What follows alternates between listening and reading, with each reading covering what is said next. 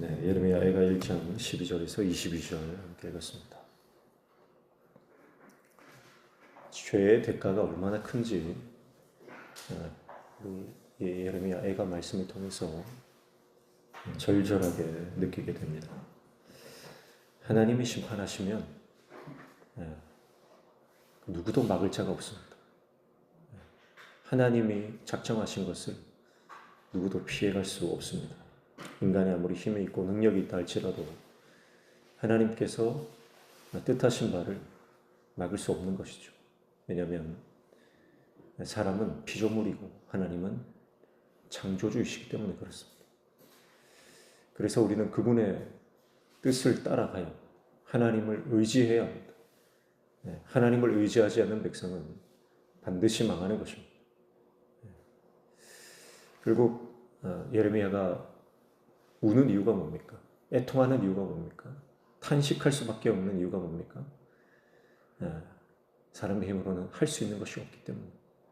그리고 그들이 당하는 하나님의 심판, 하나님의 이 아픈 이 매질이 결국은 그들의 죄악 때문이기 때문입니다. 그리고 그 유다의 죄가 남의 죄가 아니다. 그것은 나의 죄다. 그렇게 예레미야가 고백을 하는 것이죠. 1장 11절에 봤던 것처럼 1장 11절에서 뭐라고 말합니까? 그 모든 백성이 생명을 이으려고 보물로 먹을 것을 바꾸었다.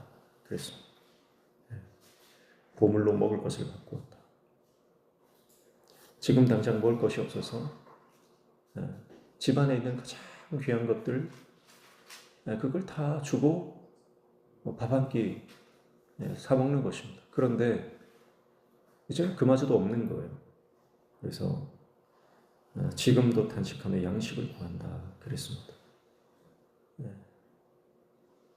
근데 이것은 이스라엘의 영적인 현주소다라고 하는 것입니다.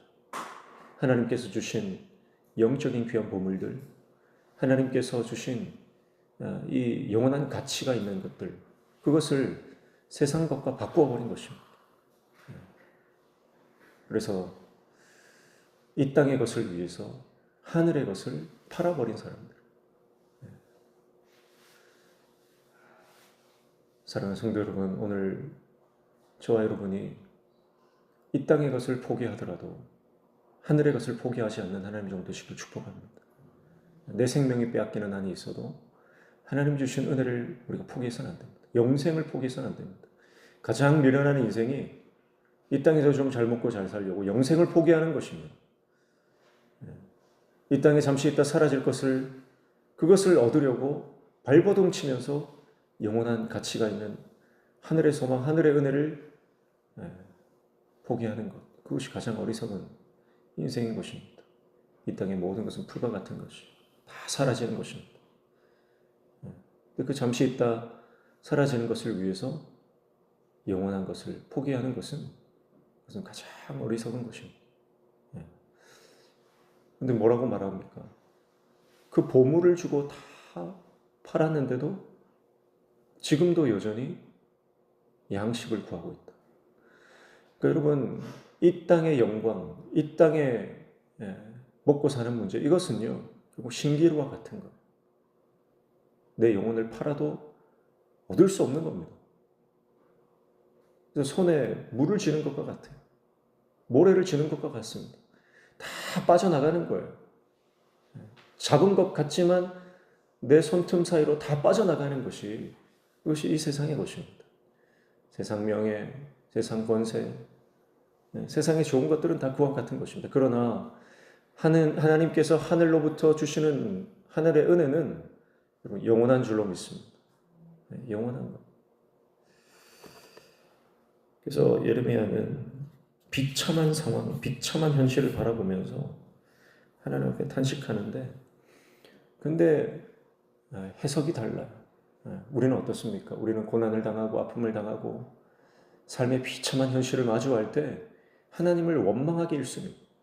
도대체 내 인생에 왜 이런 일이 일어나는가 하고 하나님 앞에 원망하고 불평하고 하나님 앞에 대드는 것이 인간의 모습입니다. 그런데 오늘 예레미야는 이것이 다른 사람의 죄가 아니라 나의 죄를 인정하면서도 하나님은 의로우신 분이라고 고백하는 거죠. 하나님은 의로우신 분이라는 거. 18절 보십시오. 여호와는 의로우시도다. 그러나 내가 그의 명령을 거역하였도다. 너희 모든 백성들아 내 말을 듣고 내 고통을 볼지어다. 나의 처녀들과 나의 청년들이 사로잡혀가도다. 그래요. 지금 철저한 하나님의 심판 가운데 있는 유다가 멸망해가는 상황 가운데, 밖으로는 바벨론 군대가 애워싸고 있고 안으로는 기근과 질병이 가득해요. 그래서 죽음이 완전히 그들을 애워싸고 있습니다. 사람들이 죽어나갑니다. 비참한 상황들이 펼쳐집니다. 그러나 하나님이 악해서 그런 게 아닙니다. 하나님의 능력이 없어서 그런 게 아닙니다. 예레미야는 고백합니다. 하나님은 그래도 의로우시다 고백하는 거예요. 문제는 누구한테 있어요?